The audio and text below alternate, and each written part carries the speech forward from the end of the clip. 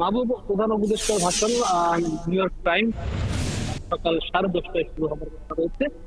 এই হয়তো বা 1 মিনিট বা 2-4 মিনিট সেদিক হতে পারে, তবে ঠিক এই সময় শুরু হবে এবং বাংলাদেশ টাইম সেটি হলো রাত 8:30।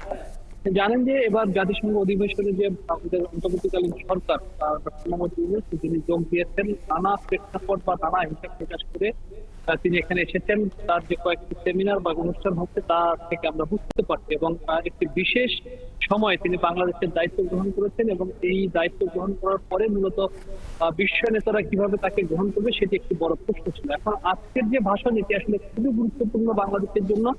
সেটির একটি বড় কারণ যে বাংলাদেশের তিনি যে সবাই দায়িত্ব গ্রহণ করেছেন সেই বিষয়গুলো জাতিসংঘের এই ভাষণে তুলে ধরবেন বলে তিনি আমরা জানতে পেরেছি। এবং মূলত 2 আগস্টের যে ঘটনা, গণ অভ্যুত্থান এবং গণহত্যা সহ থেকে শুরু করে আওয়ামী লীগ সরকারের 16 বছরের যে নানা ধরনের অনিয়ম দুর্নীতি সহ মানুষের মানবাধিকার লঙ্ঘন, গণমাধ্যমের যে বিষয়গুলো রয়েছে, গণমাধ্যমে হস্তক্ষেপ, নানা বিষয়গুলো নিয়ে এখানে কথা বলবেন বলে আমরা জানতে পেরেছি।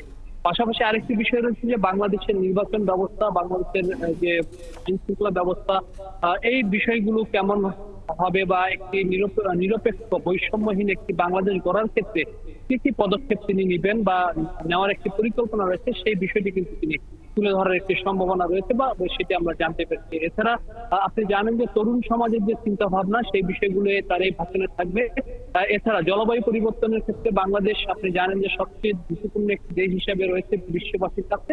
সেক্ষেত্রে জলবায়ু পরিবর্তনের যে ক্ষতি, সেই ক্ষতি মোকাবেলার ক্ষেত্রে কিভাবে বাংলাদেশ অর্থ পেতে পারে সেই বিষয়টি মাথায় রেখে তার এই যে আজকের এই ভাষণ, সেই ভাষণটি দিবেন বলে আমরা জেনেছি। এছাড়া আপনি জানেন যে যে গণহত্যা হয়েছে যে 2 আগস্টে, সেটি আন্তর্জাতিক মহলে কিভাবে তুলে ধরা যায় বা আন্তর্জাতিক যে আদালত রয়েছে সেই আদালতে কিভাবে মামলা করা যায় সেই বিষয়গুলো নিয়েই কিন্তু কথা হওয়ার একটি ভাষণ দেওয়ার একটি কথা রয়েছে। তবে এটি হলো মূল বিষয়। আর এবং যদি আমি একটু তার এই গেল কয়েকদিনের যে বৈঠক বা একান্ত সাক্ষাৎ এই বিষয়গুলো নিয়ে যদি বলি, তাহলে আমি বলবো যে ডক্টর ইউনূস অবশ্যই যখন আমেরিকাতে এই জাতিসংঘের অন্যতম অধিবেশনে এসেছেন, তিনি একটি রোড ম্যাপ নিয়ে এসেছিলেন যে বাংলাদেশের যে পরিকল্পনা, বাংলাদেশ সামনের দিকে কোন দিকে নিয়ে যাবেন সেটি অবশ্যই তিনি করে নিয়ে এসেছিলেন। তাছাড়া আসলে এত চমৎকার ভাবে বিভিন্ন রাষ্ট্র প্রধান থেকে শুরু করে প্রশাসক থেকে শুরু করে বিভিন্ন সংস্থার সাথে যে তার মিটিং এবং বৈঠক এবং বাংলাদেশের যে প্রয়োজনগুলো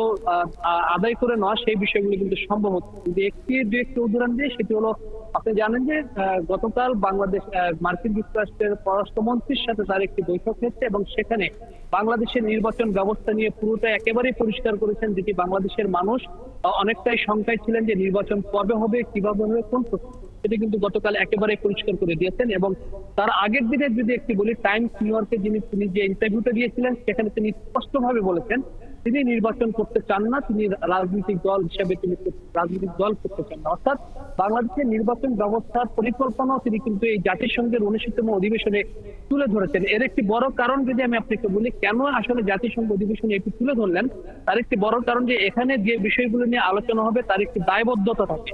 অর্থাৎ এই কথাগুলোর সাথে যদি আপনি একমত না হন বা যদি এই কথা অনুযায়ী কাজ না হয়, তাহলে পরবর্তী সময়ে কিন্তু এখানে এর জবাবদিহিতা দিতে হয়। সেক্ষেত্রে এটি কিন্তু একটি বড় প্ল্যাটফর্ম। এই প্ল্যাটফর্মে যে দাবিগুলো বাংলাদেশের পক্ষ থেকে করা হয়েছে এবং বাংলাদেশ যে আশ্বাসগুলো দিয়েছে সেগুলো বাস্তবায়ন করার ক্ষেত্রে কিন্তু একটি দায়বদ্ধতা থাকে। কাজে আমরা বলতে পারি যে ডক্টর মোহাম্মদ ইউনূসের এই 79তম যে অধিবেশন, এই অধিবেশনে যে কয়েকটি মিটিং হয়েছে, একান্ত সাক্ষাৎ হয়েছে, কলন হয়েছে, সবকিছুতে বলা চলে যে একেবারে গোছালো এবং পরিকল্পিত বাংলাদেশের দাবি আদায়ের ক্ষেত্রে। সবচেয়ে বড় বিষয় যে বাংলাদেশের ভঙ্গুর অর্থনীতি, সেই অর্থনীতিকে চাঙ্গা করার ক্ষেত্রে ডক্টর ইউনূসের এবারের যে ভূমিকা সেটি আসলে একেবারেই চোখে পড়ার মতো।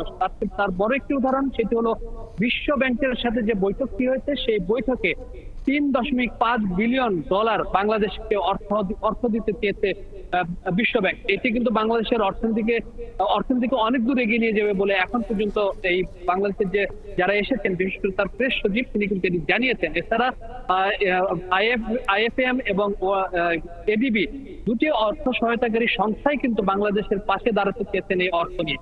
তবে আজকের ভাষণটি বাংলাদেশের যে প্রেক্ষাপট সেটি পুরোটাই আজকের ভাষণে তুলে ধরা হবে জাতিসংঘ অধিবেশনের অনুষ্ঠিত অধিবেশনে। আমরা অপেক্ষা করছি, নিশ্চয়ই দর্শকদের সরাসরি সেই ভাষণটি আমরা দেখাতে পারবো বলে আশা করছি।